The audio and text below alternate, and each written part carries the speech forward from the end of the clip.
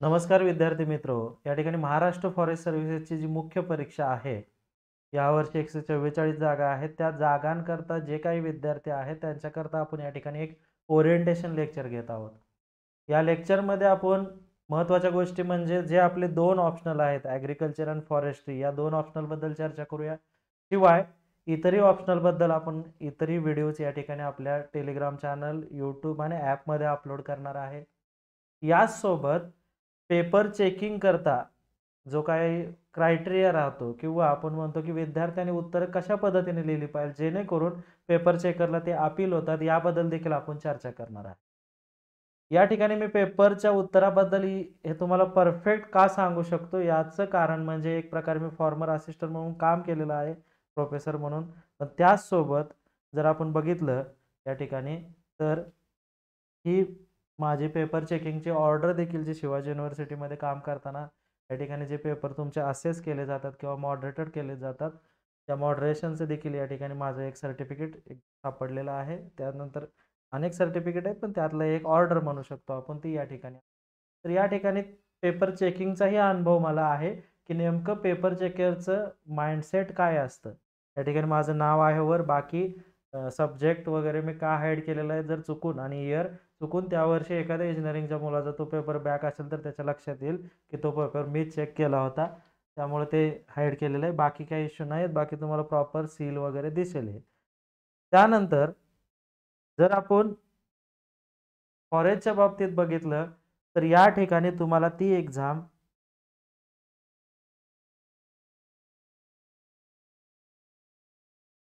या ठिकाणी 400 मार्कची आहे. हे सगळ्यांना माहीत आहे. ज्याच्यामध्ये 200 मार्क या ठिकाणी एक तुमच्या पेपर 1ला आहे, जो ऑप्शनल 1 आहे तुमचा आणि दुसरा ऑप्शनल ज्याला 200 मार्क आहेत. यू-पी-एस-सीमध्ये या ठिकाणी एकाच पेपरचे 2 पेपर असतात, परंतु इथे या ठिकाणी त्याच सिलेबसवर केवळ 1 पेपर या ठिकाणी ठेवला आहे. म्हणजे ॲग्रीकल्चर इंजिनिअरिंगची यू-पी-एस-सीत 2 पेपर असतात. फॉरेस्ट्रीचे 2 पेपर असतात. त्याच्याऐवजी एम-पी-एस-सीनं सिलेबस तोच ठेवला आहे, परंतु पेपर एकच घेतलेला आहे आणि त्या पेपरमध्ये त्या सिलेबसचे सेक्शन ए आणि बी असं रूपांतर केलेलं आहे. आता त्याबद्दल देखील आपण चर्चा करू, की यामध्ये 2 सेक्शन्स कसे आहेत.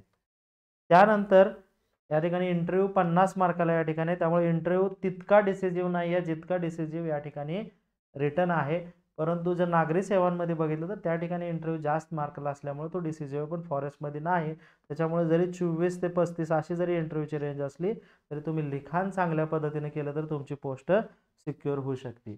असा हा 450 गुणांचा पेपर आहे फॉरेस्ट सर्व्हिसेस.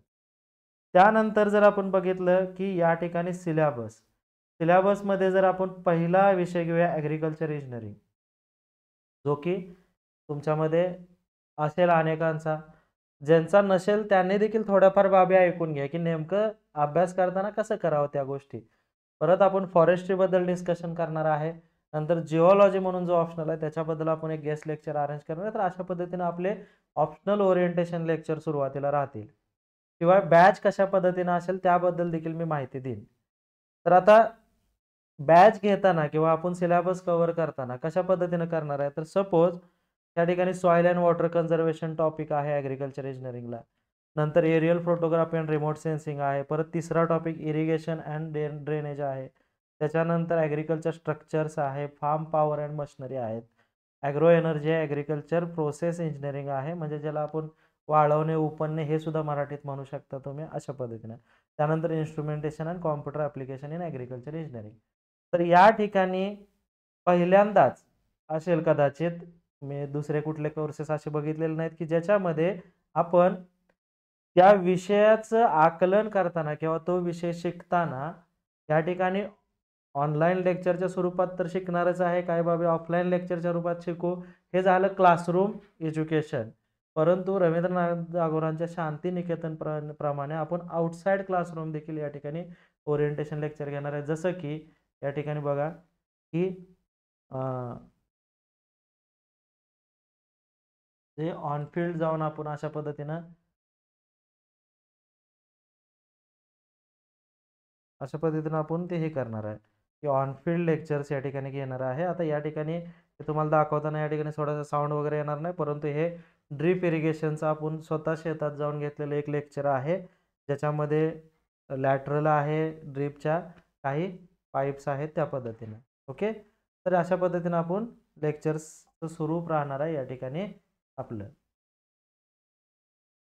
तर अशा पद्धतीने बॅच घेताना क्लासरूम या ठिकाणी लेक्चर्स प्लस या ठिकाणी ऑन फील्ड लेक्चर्स ज्या गोष्टींचं शक्य आहे, मग फॉरेस्ट डिपार्टमेंटमधल्या अधिकाऱ्यांशी चर्चा करणं असेल, एखाद्या फॉरेस्ट्री सब्जेक्टच्या रिलेटेडच्या ज्या बाबी आपल्याला पुस्तकातून समजत नाहीत त्या गोष्टी, प्रत्यक्ष ज्या काही स्पेसेस आपल्याला फॉरेस्ट्री या सब्जेक्टमध्ये दिलेल्या आहेत त्या प्रत्यक्ष लोकेशनला जाऊन पाहणे. कारण काय असतं ना, जेव्हा व्हिज्युअलायझेशन आपण करतो तेव्हा सहज लिहू शकतो. दुसरं म्हणजे बॅच घेताना आपण प्रॉपर इन डेप्थ प्लस त्याचं फास्ट ट्रॅकमध्ये ओरिएंटेशन ह्या दोन्ही गोष्टी घेणार आहे. जसं की पुस्तकातून काही बाबी कव्हर केल्या जातील. त्यानंतर आपल्या नोट्सही तयार आहेत. म्हणजे आता फॉर एक्झाम्पल पुस्तकं तर आहे, हे आता आर सुरेश समजा या ठिकाणी इरिगेशनसाठी वापरतो. पण त्याच आधारित ह्या नोट्स देखील त्याच्या थोडक्यात बनवलेल्या आहेत आपण. तर ह्या थोडक्यात नोट्स आहेत. तर दोन्ही अँगलनं तुम्हाला मिळतील. एक्झाम्पल जे काही सॉल्व्ह केलेले आहेत ते देखील या ठिकाणी बघा, एक्झाम्पल सॉल्व्ह करून ठेवलेले आहेत. तर हे एक्झाम्पल देखील तुम्हाला सॉल्व्ह करून मिळतील. परंतु कसं आहे, रिटर्नमध्ये आणि ऑब्जेक्टिव्ह मधला मुख्य फरक समजावून घ्या, की या ठिकाणी स्वतः ज्यावेळेस आपण नोट्स बनवतो, लिहितो स्वतः, तेव्हा या ठिकाणी पेपरमध्ये लिहिणं देखील किंवा त्याचं रिप्रेझेंटेशन एकदम चांगलं होऊन जातं. आणि आता पूर्णपणे राज्यसेवा ही रिटर्नकडे स्विच झाल्यामुळे ज्या विद्यार्थ्यांना केवळ ऑब्जेक्टिव्हच्या सवयीप्रमाणे केवळ वाचायची सवय होती किंवा लॉजिक लावण्याची सवय होती, ते बंद करून आता आपण जास्तीत जास्त गोष्टी वाचणे, काही कीवर्ड तयार ठेवणे, की काही कीवर्ड असतात जसं की इन्क्लुझिव्ह ग्रोथ किंवा SDG असतील किंवा असे काही गोष्टी असतात. मग सॉईल इरोजन कंट्रोल असे आपल्या फॉरेस्ट्रीमध्ये असतील किंवा इरिगेशनमध्ये असतील. तर असे कीवर्डची एक लिस्ट बनवत राहायचं, सतत वाचत राहायचं आणि त्यांचं लेखनात रूपांतर करायचं ही सवय लावायची. ओके. चला, या गोष्टी बॅचमध्ये अशा पद्धतीने आपण बॅच रन करणार आहे, की जी बॅच तुम्हाला 100% या ठिकाणी देईल त्या विषयांचं. फॉरेस्ट अँड ॲग्री इंजिनिअरिंग आपल्याला दोन्ही अँगलनं शिकता येईल, classroom plus outside the classroom. पहिली काही लेक्चर्स तुम्हाला फ्री देखील बघायला मिळतील. त्यावरून देखील तुम्ही डिसिजन घ्या बॅच परचेस करायची का नाही. नाव मूव्ह टुवर्ड द सिलेबस. सिलेबसमध्ये आता एक लक्षात घ्यायचं आहे, तर मीडियम इंग्लिशच आहे. त्याच्यामुळं शिकवताना इंग्लिश भाषेचाच किंवा त्या टर्म्स इंग्लिशमध्येच असतील. मराठीत काही गोष्टी समजावून सांगितल्या जातील, परंतु आपल्याला लिहायचं इंग्लिशमध्ये असल्यामुळे गोष्टी तुम्ही इंग्लिशमध्ये समजावून घ्या. आता त्यामध्ये एक लक्षात घ्यायचं की UPSCमध्ये किंवा कुठल्याही या रिटर्नमध्ये कॉम्पिटिटिव्ह एक्झामिनेशनच्या बाकी जुनं मराठी इंग्रजी निबंध सोडलं तर ग्रामरपेक्षाही तुमच्या कंटेंटला मार्क जास्त असतात. याच्यावर आपण रिटर्नचं एक सेपरेट लेक्चर टाकणार आहे, त्याच्यामध्ये डिस्कशन करूच. आता आपण थोडक्यात सिलेबस बघूया, की नेमकं ॲग्रिकल्चर इंजिनिअरिंगचा अभ्यास करताना तुम्ही कोणकोणत्या बाबी या ठिकाणी बघितल्या पाहिजेत. यातलं सगळ्यात महत्त्वाचं म्हणजे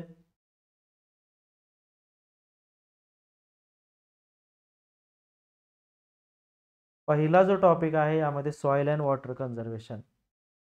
थोडं रिलॅक्समध्ये लेक्चर घेतो, हे काही कुठलं यूट्यूबचं जरी असलं तरी थोडं समजावून घ्यायचं लेक्चर आहे.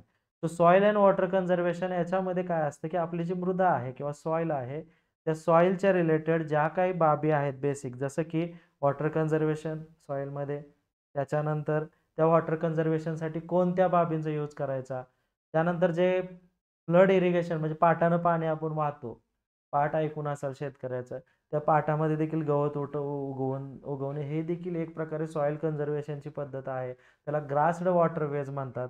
तर अशा टर्म्स देखील समजावून घ्यायच्या. सॉईल अँड वॉटर कन्झर्वेशन ह्या बाबी येतील. त्यानंतर रेन वॉटर हार्वेस्टिंगच्या गोष्टी येतात. त्याच्यानंतर मग यामध्ये बघा कुठल्या आहेत, मेकॅनिक्स ऑफ इरोजन आहे. मग टाइप्स ऑफ इरोजन आहे, ज्याच्यामध्ये आपण बघू शकतो सँड इरोजन किंवा मग आपलं परत एकदा महत्त्वाचे म्हणजे विंड इरोजन, वेव्ह इरोजन आणि वॉटर इरोजन. आता कसं असतं, पाण्यापासून होतं त्याला आपल्याला माहिती आहे, की वॉटर इरोजन वाऱ्यापासून आहे, विंड इरोजन आणि वॉटर अँड विंड यांचं जे एकत्रित असतं त्याला वेव्ह इरोजन म्हणतात. तर टाइप्स ऑफ इरोजन, नंतर त्यामध्ये असणाऱ्या स्टेप्स की त्या गोष्टी, मग साल्टेशन काय असतं त्या गोष्टी समजतील हळूहळू. मग सिम्पल आहे एकदम, की जसं पाण्यामधनं खडूळ पाण्याबरोबर जे आपण म्हणतो ते एक प्रकारे इरोजनच आहे. खडूळ पाणी ज्याच्यामधून सॉईल वाहत जाते. तर या बाबी येतात. त्यामुळं विषय खूप सोपा आहे. फक्त तुम्हाला आपण त्या गोष्टी सगळ्या बघितलेल्या आहेत. सॉइल इरोजनच्या गोष्टी बघितलेल्या आहेत बघा, अनेक काउंटर डिचेस बघितलेलं आहे, डोंगरात तुम्ही फिरायला गेल्यानंतर काउंटर ट्रेंचेस बघितलेले आहेत. इवन आपण राज्यसेवेच्या आपल्या GS1 मध्ये या ठिकाणी कृषीला हे पॉईंट होते आपल्याला. तर ह्याच गोष्टी आहेत, फक्त थोड्याशा इन डिटेल समजण्यासारख्या आणि त्याच्यावर असणारे मॅथमॅटिकल या ठिकाणी इक्वेशन्स आहेत आणि ते एक्झाम्पल देखील अतिशय सोपे म्हणजे अतिशय सोपे आहेत.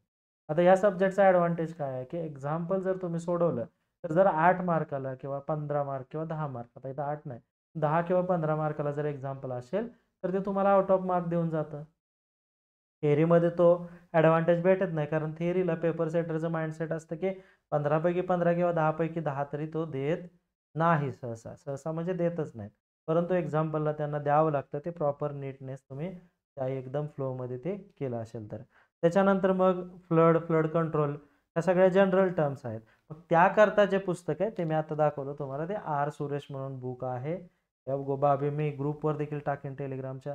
त्याच्यानंतर पुढचा जो पॉईंट आहे aerial photography and remote sensing. आता या ठिकाणी जे आपल्या MPSCमध्ये रिमोट सेन्सिंगबद्दल प्रश्न येतात किंवा एरियल फोटोग्राफी, तितकं हे उलटं अवघड नाही. अतिशय सोपं आहे. केवळ तुम्हाला काय माहीत पाहिजे, की बेसिक्स ऑफ रिमोट सेन्सिंग किंवा एरियल फोटोग्राफी की काय असतो कन्सेप्ट. त्याचे आपल्याला ॲप्लिकेशन बेस्ड क्वेश्चन येतात एकदम सोपे. Write application of aerial photography in flood control असं काही येऊ शकतं, एकदम सोपं. विंड इरोजन किंवा इरोजन सॉइल इरोजन कंट्रोलमध्ये एरियल फोटोग्राफीचा यूज होऊ शकतो किंवा कसा होऊ शकतो, किंवा या ठिकाणी फॉरेस्टचा देखील इकडं फॉरेस्टला देखील हा टॉपिक ॲज इट इज आहे, म्हणजे ॲग्री इंजिनिअरिंग आणि फॉरेस्ट्री यामधलं हे ब्लेंड होऊ शकतं की हा टॉपिक तिकडेही आहे. मग त्यामध्ये ॲनिमलच्या रिलेटेड जर काही गोष्टी असतील, त्यांचं काउंटिंग असेल, याच्यामध्ये आपल्याला उपयोग होऊ शकतो का, अशा ह्या गोष्टी या ठिकाणी रिमोट सेन्सिंग आणि एरियल फोटोग्राफीमध्ये येतात. परत इन डिटेल बघूच. याकरता तुम्ही कोणतंही एखादं आपण ओरिएंटेशनचं पुस्तक वाचलं तर आपल्याला फक्त जे प्रिव्हियस इयर UPSCला आलेले आहेत त्याच्या आधारात एक नोट्स आपण बनवलेलेच आहेत, परंतु त्या बेसिसवर आपण त्याच्या नोट्स बनवणार आणि काही पॉईंट्स कीवर्ड्स त्या ठिकाणी कलेक्ट करणार. त्यानंतर इरिगेशन अँड ड्रेनेज याकरता एक मायकल अँड ओझा म्हणून बुक आहे. त्या ठिकाणी पुस्तकं जरी मी सांगत असेल तर हे एक आहे मायकल ओझा इरिगेशनचं, परंतु हे पुस्तकं जरी मोठी वाटत असतील तर यातले सगळे पॉईंट्स आपल्याला नाही आहेत. हे पर्टिक्युलरली पूर्णपणे या ठिकाणी एखाद्या ब्रँच करता असतात, ज्यामध्ये ह्या गोष्टी सिव्हिल इंजिनिअरिंगवाली मुलं देखील वापरू शकतात किंवा ॲग्रिकल्चर इंजिनिअरिंग, परंतु त्यातील काही ठराविक टॉपिक लाईक पंपचे टाईप असतात. सेंट्रिफ्युगल पंप म्हणजे आपले पाण्याचे पंप, वॉटर पंप, मग सेंट्रिफ्युगल असेल, रोटरी असेल, तर पाण्याचे पंप असतील, वेल्स असेल. नंतर इरिगेशन अँड ड्रेनेज आपण त्या ठिकाणी राज्यसेवेला GS1 मध्ये देखील केलेलं आहे, अरुण कत्यान बुकमध्ये, की ज्याच्यामध्ये ते इरिगेशनमधले बघा वेल्स, मग वेल्सचे प्रकार असतात विहिरींचे, किंवा एखाद्या ठिकाणी पाणी साठवण्यासाठी किंवा पाणी ड्रेन बाहेर काढण्यासाठी एखाद्या रानाच्या सेंटरला वेल क्रिएट केली जाते, जेणेकरून जर पाणी लागत असेल त्या रानाला ते त्या विहिरीत जाऊन, तर पाणी लागणे म्हणजे इन्फिल्ट्रेशन किंवा डोंगराच्या कडेला शेत आहे त्याला मराठीत आपल्याला लवण म्हणतात, आणि ते पावसाळ्यात पूर्ण पाण्याखाली राहत असेल सारखं, किंवा त्याच्यामध्ये जास्त पाणी राहत असेल जे की रूट ग्रोथ झाडाच्या त्याला थांबवतं, तर अशा केसमध्ये काय केलं जातं, रानाच्या सेंटरला एक विहीर पाडली जाते आणि त्या विहीर पाडणे म्हणजे खड्डा करणे, विहीर म्हणजे खड्डाच आहे ना, तो खोल असतो, मग त्यामध्ये ते पाणी येणार आणि ते वॉटर इरिगेशन म्हणजे लिफ्ट थ्रू आपण रानाच्या बाहेर टाकणार. ओके, त्यामुळे जे सॉईलमध्ये वॉटर जास्त झालेलं आहे ते त्या विहिरीत साठत राहील, मोटारीद्वारे ते आपण बाहेर टाकतो, त्याच्यामुळं झाडांच्या मुळांची ग्रोथला इश्यू येणार नाही. अशा पद्धतीचे एकदम साधे साधे कन्सेप्ट आहे, तुम्हाला वाचायला गेल्यानंतर ते समजेलच. ओके, त्याच्यानंतर मग याच्यातही काय प्रॉब्लेम्स आहेत, म्हणजे प्रॉब्लेम्स म्हणजे ते प्रॉब्लेम ना, एक्झाम्पल्स आहेत ते देखील सोपे आहेत. मग वॉटर फ्लो मेजरमेंट असेल किंवा वियर म्हणून असतं, म्हणजे नॉच वियर्स म्हणजे फ्लो मेजरमेंटचे इन्स्ट्रुमेंट्स असतात, त्याच्या रिलेटेड प्रॉब्लेम्स आहेत, तर ते देखील भाग सोपा आहे. ॲग्रिकल्चर स्ट्रक्चर तर अतिशय सोपं आहे. गाईचा गोठा कसा असावा, घोड्याचा गोठा कसा, परत त्यांचं सिलो म्हणजे त्यांचं जे चारा ठेवतात ते कसे असावेत, तर ह्या सगळ्या गोष्टी येतात. बिल्डिंग मटेरियल काय असेल, पॉली हाऊसेस काय आहे, म्हणजे काही गोष्टी तर अतिशय जनरल आहेत. इवन त्याच्या आपण ऑन फील्ड व्हिडिओ जरी केले आणि थोडासा थेरॉटिकल पार्ट बघितला तरी तो कव्हर होऊन जातो. त्याच्यानंतर सेकंड म्हणजे ॲग्रिकल्चरमध्ये 2 भाग आहेत. हा आपण वरचा भाग बघितला पार्ट 1, त्याच्यामध्येच MPSCनं 2 भाग केले. सेक्शन बी ज्याला MPSC म्हणते. सेक्शन ए वरचे झाले. त्याच्यानंतर खाली त्याच्यामध्ये फार्म पॉवर आणि मशिनरी. ओके. आता हे सेक्शन ए आणि बी बद्दल आपण खाली डिटेल करणारच आहे. तर त्यावेळेस ते अजून तुम्हाला समजेल. फक्त आधी आपण सिलेबस समजून घेऊ. फार्म पॉवर आणि मशिनरीच्या बाबतीत एक पुस्तक आहे जगदीश्वर सहाय म्हणून आहे ॲग्रिकल्चर इंजिनिअरिंगचं. हे पुस्तक मात्र तुम्ही विकत घ्या. ॲग्रिकल्चर इंजिनिअरिंगचं जगदीश्वर सहाय हे पुस्तक तुम्ही विकत घ्या. याचा तुम्हाला नक्कीच फायदा होईल, कारण हे आपल्याला कंप्लीट बुक असल्यासारखं आहे. याच्यामध्ये काय काय असतं तर ॲग्रिकल्चरचे जे इन्स्ट्रुमेंट्स आहेत ते आहेत. त्याच्यानंतर फार्म मेकॅनायझेशन काय असतं ते कन्सेप्ट आहे. काय नाही, फार्म मेकॅनायझेशन म्हणजेच शेती करताना आधुनिक यंत्रांचा वापर करणे. ट्रॅक्टर असेल, मग त्यामध्ये रोटावेटर असेल किंवा रोटर असेल ज्याला आपण म्हणतो. त्याच्यानंतर मग नांगर असतील, मग त्यामधले अजून टाईप आहेत त्याच्यामध्ये. ओके. फ्लाय म्हणजे तर अशा पद्धतीनं तर ते सगळे ॲग्रिकल्चर इन्स्ट्रुमेंट असतील, स्प्रेयर असतील किंवा मग आता नवीन जे आपले औषध मारायसाठीचे पंप असतील, मग त्याला पंपमध्ये पण त्या टाईप आहेत. तर इतकं साधं आहे की जे तुम्हाला जनरल सेन्स समजतील. याच्यामध्ये IC इंजिन एक महत्त्वाचा पार्ट आहे, जो की आपण अतिशय उत्तमरित्या घेणार आहे. IC इंजिनमध्ये सिंपल आहे. मग आपल्याला माहीत असेल, जर कोण मेकॅनिकलवाले असतील 4 स्ट्रोक 2 स्ट्रोक इंजिन. मग आता जेव्हा आम्ही ओरल घ्यायचो युनिव्हर्सिटीचे, तेव्हा काही इंजिनिअरिंगचे विद्यार्थी इतके डेंजर असतात की त्यांना 4 स्ट्रोक 2 स्ट्रोकमधला फरक म्हणला तर 2 व्हीलर असेल तर 2 स्ट्रोक म्हणतात, 4 व्हीलर असेल तर 4 स्ट्रोक म्हणजे. तर इतकं ते हसायसारखं आहे की 2 स्ट्रोकचा अर्थ 2 चाके नव्हे. त्याच्यामध्ये एक इंजिनची एक सिस्टीम असते. त्याच्यामध्ये सक्शन, कॉम्प्रेशन, त्यानंतर मग हे असेल, एक्झॉस्ट असेल आणि पॉवर स्ट्रोक असे 4 पद्धतीचे स्ट्रोक्स असतात. मग त्या स्ट्रोक्सनुसार त्याच्यामध्ये पॉवर जनरेशन होते. त्याबद्दल आपण IC इंजिनचा अभ्यास या ठिकाणी ॲग्रिकल्चर इंजिनिअरिंगमध्ये करणार आहे, इंटरनल कंबशन इंजिनचा. मग त्याच्यामध्ये असणारे बेसिक टर्मिनॉलॉजी असतील, टॉर्क, कॉम्प्रेशन रेशो, त्यानंतर मग पिस्टन डिस्प्लेसमेंट असेल, कनेक्टिंग रॉड, असे काही पार्ट्स आहेत त्याचा अभ्यास असेल. कारण IC इंजिनचा अभ्यास काय तर आपल्याला ट्रॅक्टर हा मूळ व्हेइकल आहे ज्याचा अभ्यास करायचा आहे. त्या व्हेइकलचा संबंध या ठिकाणी डिझेल इंजिन जे आहे ते कॉम्प्रेशन इग्निशन इंजिन म्हणतात, त्या पद्धतीनं त्या इंजिनशी येतं. तर त्यामुळे त्याचा अभ्यास या ठिकाणी आहे.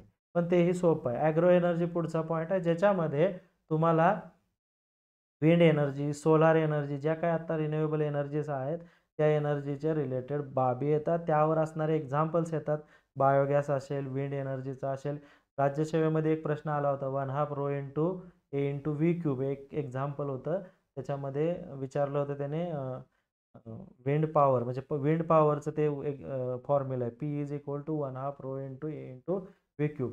तर त्याने विचारलं होतं की in the wind turbine power is directly proportional to, मग तिथं पर्यायात होतं व्हेलॉसिटीचा क्यूब, हे त्याचं उत्तर होतं. ओके. त्यामुळं तसे प्रश्न म्हणजे त्या फॉर्म्युल्यावर UPSCला 15-15 मार्काला ते गणित येतात. तर MPSC किती मार्काला विचारेल तो आहे. अतिशय सोपं आहे. त्याच्यामध्ये रो म्हणजे डेन्सिटी ऑफ एअर असतं. ए म्हणजे मग तो एरिया येणार आणि व्ही म्हणजे आपली व्हेलॉसिटी ऑफ द टर्बाईन. एकदम सोपी आहे. त्या गोष्टी मिळवल्या, काही फॅक्टर कॉन्स्टंट असतात की उत्तरं येतात. तसं सोलार एनर्जीचे रिलेटेड एक्झाम्पल येतात. तसेच बायोगॅसवर एक्झाम्पल येतात. बायोगॅस म्हणजे आपल्या घरापासलं एक असेल, जर गावाकडं कोण असेल, तेही मी ऑनलाईन तुम्हाला व्हिडिओमध्ये दाखवणार आहे प्रत्यक्ष. त्याच्यामध्ये शेण कालवलं जातं आणि मग नंतर ते स्लरी त्या ठिकाणी जाते त्या कंपार्टमेंटमध्ये आणि त्या ठिकाणी मिथेन वायू तयार होतो. तर अशा पद्धतीने ॲग्रो एनर्जी. फक्त आपल्याला काय ॲग्रिकल्चर रिलेटेड एनर्जी करायची आहे, त्यातल्या त्यात रिन्युएबल एनर्जी. ओके. नंतर ॲग्रिकल्चर प्रोसेस इंजिनिअरिंग म्हणजे सिंपल आहे. त्याचं एक पुस्तक आहे युनिट प्रोसेस इंजिनिअरिंग म्हणून, हे पुस्तक आहे. तेही पुस्तकं ज्यांना घ्यायला जमते त्यांनी खरंच घ्या, कारण याचा यूज होईल. परंतु काही बाबी झेरॉक्स वगैरे असतील, मी ज्या ठिकाणी पुस्तक घ्यायला सांगेल ते कंपल्सरी विकत घ्या. कारण पुस्तकांमध्ये असणाऱ्या ॲज इट इज गोष्टी किंवा या ठिकाणी एक्झाम्पल त्या ठिकाणी येतात आणि एवढ्या मोठ्या पदाकरता थोडासा आपल्याला खर्च करायला काय हरकत नाही. तर अशा पद्धतीने ॲग्रिकल्चर प्रोसेस इंजिनिअरिंग म्हणजे काय आहे तर एकदम सिंपल आहे. इव्हन जे काय ॲग्रिकल्चर प्रोडक्ट आहे, दुधापासून दही बनवणं, चीज बनवणं, हे देखील याच्यात येतं. त्या ठिकाणी त्याला उपणणे असं आपण म्हणतो की कचरा बाहेर काढायसाठी धान्यातनं. त्यानंतर त्यांना ड्रायिंग किंवा वाळवणे असेल, मग सोलार ड्रायिंग मेथड असेल, ओव्हन ड्रायिंग, म्हणजे काही एकदम सिंपल आहे. सोलार ड्रायिंग तर एकतर सोलारचे कंपार्टमेंट असतात किंवा सरळ सरळ बाहेर उघड्यावर आपण जे ऊन देतो धान्याला, ती देखील एक ॲग्रिकल्चर प्रोसेस आहे ना. तर अशा पद्धतीच्या बाबी येतात. आणि त्यानंतर एक 8वा पॉईंट आहे instrumentation and computer application in agriculture engineering, ज्याच्यामध्ये इलेक्ट्रॉनिक्सचा ॲग्रिकल्चरमध्ये काय ॲप्लिकेशन आहे, त्यामध्ये ट्रान्समीटर असतील, हे असतील, तर त्यावर येतात. Computer, even use of CPU in agriculture, असले साधे साधे प्रश्न येतात जे की तुम्ही जनरल सेन्सनं सोडवू शकता. अशा पद्धतीनं सिलेबसकडे जर पाहिलं तर गोष्टी खूप सोप्या आहेत. फक्त ज्या पद्धतीने घेईल तशा करत राहायचं. मॅक्झिमम एक्झाम्पलवर आणि थिअरीवर दोन्हीवर आपण भर देणार आहे. थिअरी ऑन फील्ड घेणार आहे. एक्झाम्पल देखील जास्तीत जास्त घेणार आहे. आपल्याला base previous year question paper म्हणून या ठिकाणी UPSCचे क्वेश्चन पेपर तर अवेलेबलच आहेत. त्याच्या रिलेटेड आपण सगळे काही एक्झाम्पल असतील ते त्या पद्धतीने सोडवणार आहे. या ऑप्शनलचं तुम्हाला डुएल बेनिफिट असा आहे की आज तुम्ही फॉरेस्टही करताय MPSCची, महाराष्ट्र फॉरेस्ट सर्व्हिसेस. पुढे जाऊन ज्यावेळेस तुम्ही UPSCला देखील ज्यावेळेस प्रिलिम द्याल आणि तुम्ही त्या ठिकाणी UPSCच्या फॉरेस्टला म्हणजे इंडियन फॉरेस्ट सर्व्हिसेसला क्वालिफाय असाल तेव्हा देखील हेच 2 ऑप्शनल फेमस आहेत, फॉरेस्ट आणि ॲग्री इंजिनिअरिंग. त्याच्यामुळे तिथून तुम्हाला IFS होण्याचा देखील चान्स या ठिकाणी ओपन होईल, जे की पूर्वी MPSCमध्ये जरी तुम्ही डेप्युटी कलेक्टर झाला तरी तुम्ही काही रिटर्न करत नव्हतं. त्यामुळे तुम्ही IASच व्हाल असं होत नव्हतं. तर अशा पद्धतीने ॲग्रिकल्चर इंजिनिअरिंगचा या ठिकाणी सिलेबस आहे. ॲग्रिकल्चर इंजिनिअरिंग नंतर आता आपण काय करूया, फॉरेस्ट्रीच्या सिलेबसबद्दल या ठिकाणी चर्चा करूया. त्यापूर्वी फॉरेस्ट्रीचं लेक्चर आपण पुढच्या ह्याच्यात करूया. त्यापूर्वी आपण हा तुमचा क्वेश्चन पेपर बघा की नेमकं उत्तरपत्रिका कशा पद्धतीनं असेल. म्हणजे क्वेश्चन पेपरच, उत्तरपत्रिका तुमच्यासाठी आणि आयोग कशा पद्धतीनं क्वेश्चन पेपर तयार करणार आहे. हे तुम्ही वाचलं असेल तरी देखील आपण चर्चा करूया, कारण UPSC आणि MPSC मध्ये फरक आहे. या ठिकाणी 200 मार्काला तुमचं ऑप्शनल आहे, 200 मार्कला. मीडियम इंग्लिशच कंपल्सरी आहे, सगळ्याला माहीत आहे. मराठीत कुठं जिंदगीत मटेरियल मिळणार नाही. 3 तास तुम्हाला वेळ आहे. आता हा पॉइंट महत्त्वाचा आहे की there are 8 questions divided into 2 sections. There are 2 sections and out of which 5 are to be attempted. हे कंपल्सरी आहे, म्हणजे तुम्हाला 3 क्वेश्चन स्किप करायला चान्स आहे. म्हणजे उलटं ऑब्जेक्टिव्ह पेक्षा परवडते ना. 8 पैकी 3 स्किप करा. या ठिकाणी आपण 100 पैकी 90 100 अटेम्प्ट करावा लागत होता, तेव्हा कुठं गॅरंटी येते 98. 8 पैकी 3 स्किप करायला चान्स आहे. सेकंड आहे मात्र 2 कंपल्सरी आहेत. Question number 1 and question number 5 हे जे क्वेश्चन पेपरमधले आहे त्यांची उत्तरं तुम्हाला लिहिणं कंपल्सरी आहे. आणि हे जे क्वेश्चन 1 आणि 5 असतात ना, ते सगळ्या सिलेबस रिलेटेड त्याच्यामध्ये 5 किंवा 6 प्रश्न असू शकतात. ते कसे असतात ते बघूया. चला आता पुढे काय हे नंबर वगैरे हेच तुमच्यासाठी नॉर्मल आहे. ओके. आपण डायरेक्ट इथं बघूया की बघा, हा कंपल्सरी क्वेश्चन आहे, क्वेश्चन नंबर 1, ज्याच्यामध्ये एकूण त्याने किती क्वेश्चन्स विचारणार आहेत, जी पर्यंत, म्हणजे 1 2 3 4 5 6 7 क्वेश्चन्स विचारणार आहेत आणि त्यांनी मार्क दिलेले आहेत या ठिकाणी 40 मार्क्स यासाठी. ओके. म्हणजे एक क्वेश्चन राऊंड अबाउट म्हणजे त्याने बदलतील त्यानुसार व्हॅरी राहील, पण हा क्वेश्चन 40 मार्काला असेल. याच्यामध्ये एकूण 7 सब क्वेश्चन्स असतील. हां, अजून आयोगानं सोपं दिलेलं आहे. हे समजावून घ्या की UPSCत हे कंपल्सरी आहेत. ओके. तर ह्या 7 मधले देखील त्यांनी 5 चूज करायला सांगितलेले आहेत. म्हणजे बघा, MPSCनं तुम्हाला अतिशय सोपी आणि फ्लेक्झिबिलिटी दिलेली आहे. म्हणजे तुम्हाला यातले केवळ किती सोडवायचे आहेत, 5. म्हणजे प्रत्येक क्वेश्चन किती मार्काला आहे, 8 मार्काला. मग तुम्हाला यातनंही सिलेक्शन करायचे की 2 स्किप करू शकता. म्हणजे एखादा सिलेबसचा पॉईंट कदाचित तुमचा वीक राहिला तरी तुम्हाला या ठिकाणी ॲडव्हान्टेज भेटू शकतो. UPSCत मात्र या ठिकाणी 5च प्रश्न असतात आणि सगळे कंपल्सरी. त्यामुळे मी मोजलं की हे जास्त दिसले मला. क्वेश्चन नंबर 2 याच्यामध्ये मात्र आता काय आहे की क्वेश्चन 2, 3, 4, 5 परत सोडून द्या, 6, 7, 8. आता तुम्हाला जेव्हा क्वेश्चन पेपर येईल तेव्हा काय माहीत आहे की क्वेश्चन 1 अँड 5 इज कंपल्सरी. त्याच्यामधले मला 7 मधले 5 सोडवायचे आहेत हे तर कळलं. मग आता मला काय करायचं आहे, एक तर सरळ सरळ आहे की उर्वरित तुम्हाला अजून किती प्रश्न सोडवायचे आहेत, फक्त 3 क्वेश्चन सोडवायचे आहेत मेन. तर त्यातला क्वेश्चन नंबर 2 जर तुम्हाला सुटत असेल आणि 3 सुद्धा चांगला सुटत असेल तर सेक्शन बी जे त्याने दिलेलं आहे त्याच्यातला केवळ तुम्हाला एकच क्वेश्चन सॉल्व्ह करायचे. गडबडीत असं करू नका, इकडचे 2 पण अजून हा घेतला प्लस 2 3 आणि इकडचे 6 7 असं नाही. त्याच्यामुळे आपण काय करायचं, जेव्हा आपल्याकडे क्वेश्चन पेपर येईल तेव्हा complete question paper 1-2 minute read करा की मी क्वेश्चन नंबर 2, 3, 4, 6, 7, 8 मधले कोणते 3 क्वेश्चन चूज करू शकतो. क्वेश्चन्स म्हणजे हे मेन की जे मला सोडवायचे आहेत. ओके. आणि ते सिलेक्ट केल्यानंतर मग तुम्ही परत तुम्हाला का 1 मध्ये देखील 7 मधले 5 सिलेक्ट करायचे आहेत. त्यामुळे क्वेश्चन्स वाचायचे.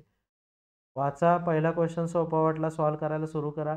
पण मार्क करा की मला हे क्वेश्चन सॉल्व्ह करायचे आहेत आधीच क्वेश्चन पेपरवर. ते एक बेटर डिसिजन मेकिंग राहील. गडबड करण्याची गरज नाही. 3 तास तुमच्याकडे असतात. ओके. आणि आन्सर रायटिंगबद्दल अजून आपण चर्चा करूयाच दुसऱ्या लेक्चरमध्ये. तर अशा पद्धतीने हे क्वेश्चन पेपरचं स्ट्रक्चर आहे जे की आपण समजावून घेतलं. आता आपण परत वळूया आपल्या फॉरेस्ट्री ऑप्शनलकडे. ओके. आता या फॉरेस्ट्री ऑप्शनलचं काही एमपीएससीच्या मुलांचा काय घोळ झाला की त्याने सिलेबस बघितला आणि सिलेबस 6 पानाचा आहे म्हणून फॉरेस्ट्री ऑप्शनल टाकला नाही. परंतु एक गोष्ट लक्षात घ्या, जसं की मी पंचायत राजचं बुक लिहिलं आहे, एन्व्हायरमेंट इकॉलॉजीचं बुक लिहिलं आहे आणि इतरही जे सरळ सेवेचे आपले 5-6 बुक्स आहेत. लेखकाचं काय काम असतं की जे काही आपल्या पुस्तकात जे टॉपिक्स आहेत त्यांना अजून छोट्या टॉपिक्समध्ये डिवाइड करून जेवढं काही सोप्या पद्धतीत देता येईल तेवढं, जे काही पॉईंट असतील. जसं की आपण या ठिकाणी पंचायत राजचं आपलं पुस्तक काढलं तर त्याच्यामध्ये ग्रामपंचायतमध्ये देखील आपण तसं नाही केलं की सरपंच एक टॉपिक घेतलाय, नंतर पंचायत समिती सभापती एक घेतलाय, जिल्हा परिषद अध्यक्ष एक टॉपिक घेतला. तिथंच तुम्हाला 3 टॉपिक दिसतात.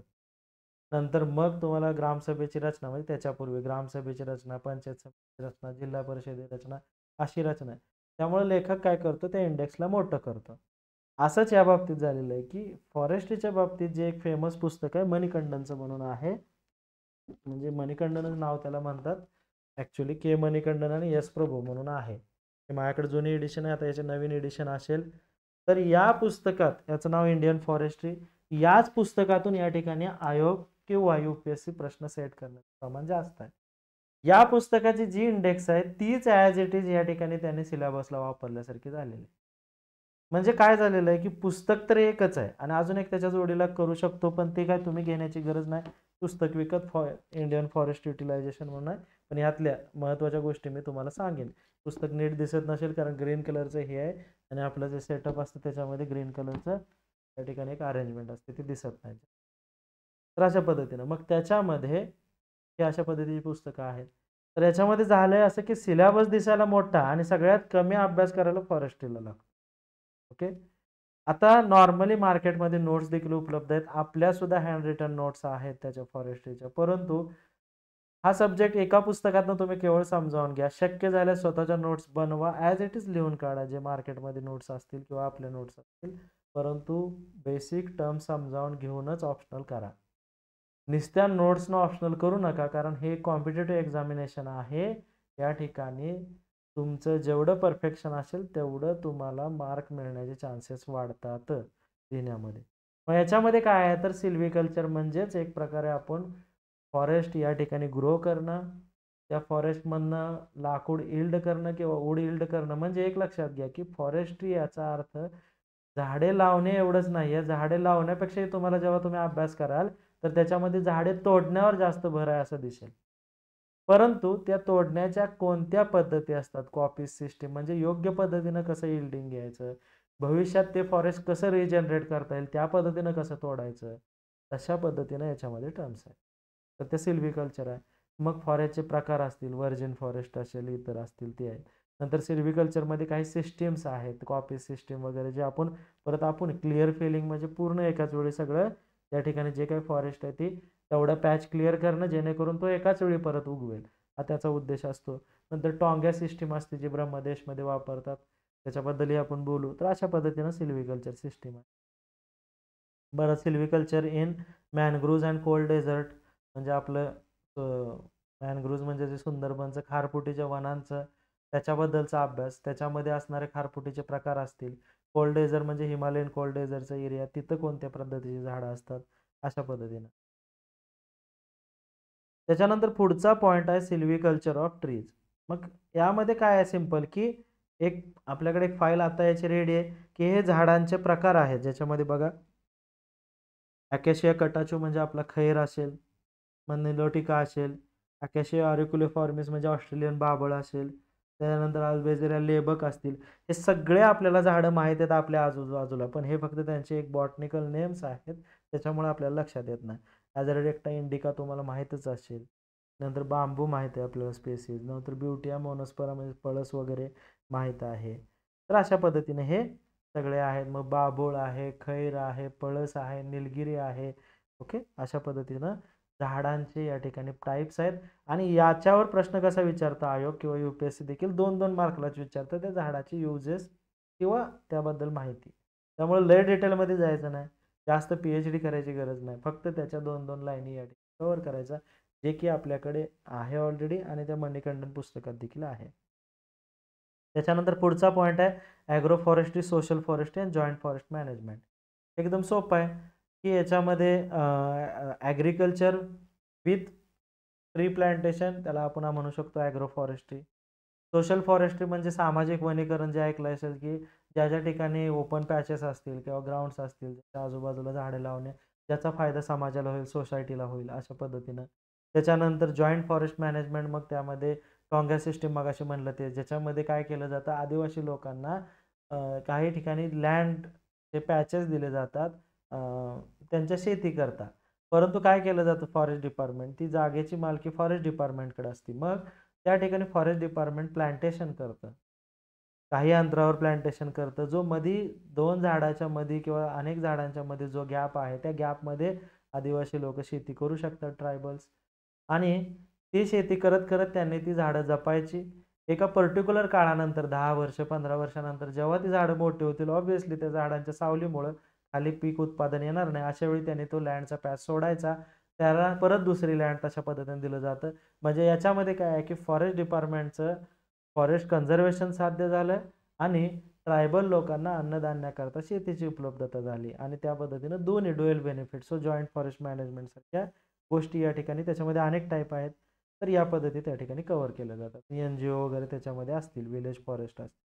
नंतर forest soil and fertility, agriculture इंजिनिअरिंगमध्ये देखील आपण सॉईल करणार आहे, तेच सॉईल या ठिकाणी फॉरेस्ट सॉईल आणि फर्टिलिटीमध्ये आहे. आणि जे आपण राज्यसेवेच्या GS1 मध्ये देखील केलेलं आहे, तेच या ठिकाणी आहे. मग सॉईल ची बनण्याच्या प्रोसेस कोणत्या असतील, झोनेटिक असेल, झोनल प्रोसेस असेल, अशा पद्धतीची. ओके, सॉईलची फर्टिलिटी असेल. नंतर एन्व्हायरमेंट अँड क्लायमेट चेंज, ह्याच्यामध्ये ॲज इट इज आपण एन्व्हायरमेंट आहे, त्याच्यामध्ये आपलं स्वतःचंही पुस्तक आहे, इंग्लिशमध्ये देखील आपल्याकडे डाटा आहे, तर त्याचा आपण अभ्यास करणार आहे. एकदम सोपं, पोल्युशन, क्लायमेट चेंज, अतिशय. आता हा भाग एक्सप्लेन करण्याची मी काही गरजच नाही. Tree improvement and seed technology, याच्यामध्ये जे काय आहे आपले सीड असतात, बिया असतात, त्यांना उगवण्यापूर्वी काही बियांना प्रोसेस करावं लागतं. म्हणजे अशा काही बिया आहेत ज्या जनावरांनी खाल्ल्यानंतर त्यांच्या शेणातून बाहेर पडल्यावरच त्या उगवतात, अशा पण काही बिया आहेत. किंवा काही बिया आहेत ज्या उन्हाने तापल्यानंतर किंवा उष्णता दिल्यानंतरच उगवतात.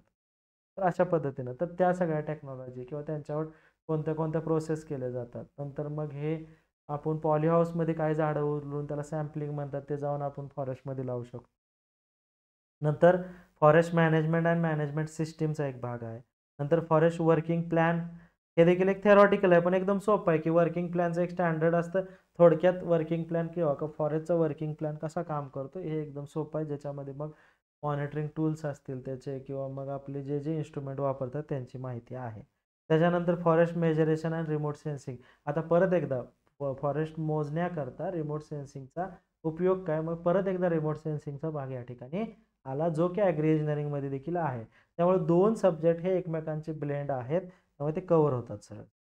नंतर सर्वेइंग अँड फॉरेस्ट इंजिनिअरिंग, हे सर्वेचं आहे, ज्याच्यामध्ये बघा टेबल सर्वे असेल, प्लेन सर्वे, सिव्हिल इंजिनिअरिंगवाले असतील त्यांना सर्वेइंग लक्षात येईल. इथंही खूप सोपं असतं की सर्वे कसा केला जातो. नंतर फॉरेस्ट इकॉलॉजी असेल, फॉरेस्ट रिसोर्सेस युटिलायझेशन असतील, म्हणजे फॉरेस्टमध्ये जे काही आउटपुट येतात, मग गम, रेझिन्स वगैरे असतील, यांचे उपयोग काय, मग त्यामध्ये रेशीम असेल, हे सगळ्या गोष्टी याच्यामध्ये येतील. नॉन फॉरेस्ट, या ठिकाणी नॉन टिंबर फॉरेस्ट म्हणजे लाकूड नसलेले कुठले कुठले वनस्पती आहेत त्यांच्यापासून यूज काय आहे, त्याला आपण म्हणतो नॉन टिंबर फॉरेस्ट प्रोडक्ट्स असतात.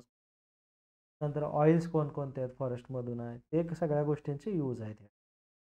नंतर forest protection, range management, wild life biology आहे. मग फॉरेस्ट प्रोटेक्शनसाठी परत हे एन्व्हायरमेंटचा भाग आला, की परत एकदा याच्यामध्ये फॉरेस्ट प्रोटेक्शनसाठी कोणकोणत्या गोष्टी केल्या जातात, इन सेतू, एक्स सेतू असेल, किंवा मग सगळ्या गोष्टी, किंवा एअर पोल्युशन यांचा त्या ठिकाणी वनांवर काय त्या ठिकाणी परिणाम झालेला आहे. नंतर फॉरेस्ट म्हणजे जरी पॉईंट असतील तर पॉईंट खूप जनरल आहेत. हे मला फक्त आजच्या ह्या लेक्चरमध्ये ओरिएंटेशनमध्ये सांगायचं आहे.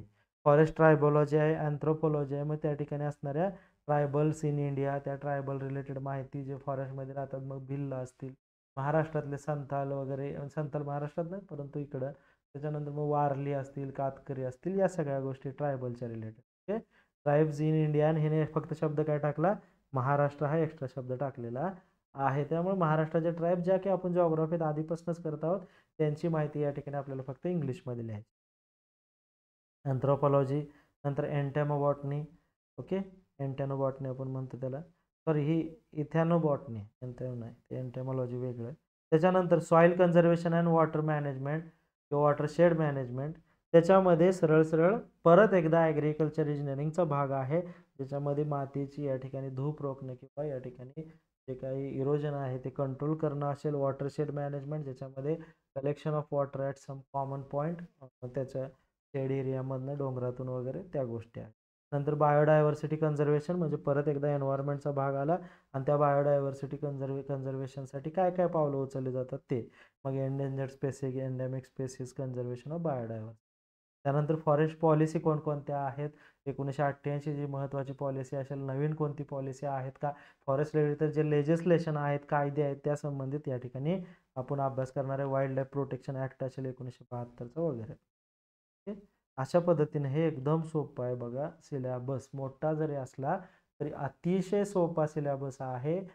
सध्या तुमचं टार्गेट असं पाहिजे की तुम्ही पहिला टप्पा एक ब्लँक पेजेस. आता हा एक लक्षात घ्या, आयोगाच्या आत्तापर्यंतचे जे रिटर्नचे पेपर होत आहेत, ॲग्रिकल्चरचे झाले असतील किंवा इतर सिव्हिल इंजिनिअरिंगचे, याच्यामध्ये रेषांचेच पेपर आहेत. UPSCला ब्लँक पेपर असतात, त्यामुळे रेषांचेच पेपर आहेत जे की आपण मराठी इंग्रजीला रिटर्नला वापरत होतो राज्यसेवेमध्ये. त्यामुळे तसेच पेपर जरी तुम्ही आत्ता सध्या घेऊन ठेवले आणि तशाच पेपरवर नोट्स काढायला आपल्याला सुरू करायचं. आपण बॅचमध्ये कोणकोणत्या बाबी कव्हर करणार आहे, तर एक रेफरन्स बुकमधून आपण आधी टीचिंग करणार आहे, त्याच्याच पॅरलल तोच टॉपिक आपण नोट्समधून त्या ठिकाणी बनवणार आहे, आणि मग त्याच्यावर आपण काही क्वेश्चन्स या ठिकाणी घेणार आहेत. प्लस ह्या कोर्स व्यतिरिक्त आपण एक्स्ट्रा दुसरा एक कोर्स आहे जो की या ठिकाणी आन्सर रायटिंगचा आहे, तो घेणार आहे. आन्सर रायटिंगमध्ये इतरही विद्यार्थी एनरोल होऊ शकतात, आणि जे आपले बॅचचे विद्यार्थी आहेत त्यांना आन्सर रायटिंगचा कोर्स करता नक्कीच काहीतरी डिस्काउंट असणार आहे, सेपरेट जो एक्स्ट्रा आपण घेऊ. तर अशा पद्धतीनं पूर्णपणे एका फ्लोनं आपल्याला जायचं आहे. सगळ्या गोष्टी ऑन फील्ड, ऑफ फील्ड, या ठिकाणी पूर्णपणे हे 7 महिने किंवा 6 महिने आपण फॉरेस्टला देऊन या ठिकाणी टॉप रँकिंगमध्ये पास होऊन RFO किंवा जर ACFच्या जागा वाढल्या तर त्या पोस्टवर या ठिकाणी आपण रुजू होणार आहे. ओके, अशा पद्धतीने हा सिलेबस ओरिएंटेशन होता. लेक्चर्स घेताना आपण हे जो सेटअप आहे त्याला OBS म्हणतो, परंतु आपल्याकडे स्क्रीन देखील आहे, त्या स्क्रीनवर देखील आपण लेक्चर्स घेणार आहेत. त्यामुळे केवळ अशा पद्धतीने लेक्चर असतील असं नाही आहे, एक्झाम्पल अशा पद्धतीनेच घेतले जाईल जेणेकरून समजले जातात. तर सध्या फक्त काही माझ्या फिजिकल कन्स्टंटमुळे, ॲक्सिडेंटमुळे जे लिगामेंट इंजुरी आहे, त्यामुळे एक 10-15 दिवस तरी अजून स्क्रीनचा यूज तितकासा होणार नाही, परंतु परत आपले लेक्चर स्क्रीनवर असणार आहे. तर अशा पद्धतीने बॅचचं स्वरूप आहे. बॅच परचेस करण्यासाठी आपलं जे रुक्मिणी अकॅडमी पुणे हे ॲप आहे, ते Google प्ले स्टोअरवर जाऊन तुम्ही सर्च करू शकता. ज्याचं आपलं पूर्वीचं नाव होतं माय क्लास पुणे, या नावानं देखील ते ॲप सर्च होतं. तर त्यामध्ये जाऊन त्या ठिकाणी बॅच परचेस करा. बॅच परचेस करण्यापूर्वी तुम्ही काही तुमचे क्वेरीज असतील, प्रश्न असतील, तर याकरता 9860857348 या नंबरवर कॉन्टॅक्ट करू शकता. 9860857348. ओके, तर अशा पद्धतीने हे बॅच राहील. येस, नेक्स्ट लेक्चरात आपण परत एकदा सिलेबसचं सुरुवातच करूया. काही लेक्चर्स तुम्हाला या ठिकाणी डेमो लेक्चर्स फ्री देखील असतील, त्यानंतर तुम्ही परचेसचा डिसिजन घेऊ शकता. Okay, thank you.